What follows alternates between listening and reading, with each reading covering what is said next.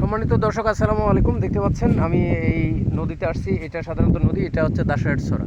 এই দেখুন, এই দাসরাট সরায় সাধারণত একটা ঘটনা হয়, সেটা হচ্ছে যে বৃষ্টি হলেই কিন্তু এখানে যে ঝোপঝাড়গুলো আছে, জঙ্গলগুলো আছে, এই জঙ্গলগুলোর মধ্যে টাকি মাছ, গড়াই মাছ, চ্যাংচেংটি মাছ, বিশেষ করে শোল মাছ, হ্যাঁ, এগুলো থেকে কিন্তু বাচ্চা বা ডিম দেওয়ার জন্য আসে। তো আমরা আসলাম যে দেখার জন্য যে এই ধরনের কোনো পরিবেশ আছে কি না। তো আমরা চেক করব।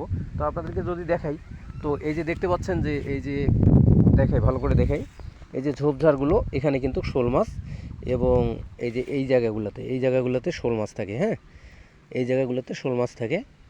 তো আপাতত আমরা চেক করব আছে কি না, এই জন্য আসলাম।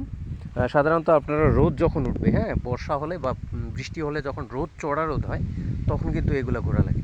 আলহামদুলিল্লাহ আজকে একটু রোদ উঠছে, আজকে 3-4 দিন পর। তো এই জন্য আসলাম, যেহেতু পানিতে এগুলো জমি বাড়ি, এগুলো যখন ধান চাষ হয়েছিল, হ্যাঁ, তো এই এখন ডুবে গেছে। তো 2টা বৃষ্টির কারণে ডুবে গেছে, আপনারা জানেন যে বৃষ্টি হচ্ছে। তো এখন আমরা আসলাম, যাই হোক দোয়া করবেন সবাই। আমরা একটু চেক করবো, হ্যাঁ, মাছগুলো আছে কিনা, যেহেতু জঙ্গল ছাড়ে আসছি। তো গাইজ, ভালো থাকবেন, সুস্থ থাকবেন, আমার জন্য দোয়া করবেন। আসসালামু আলাইকুম।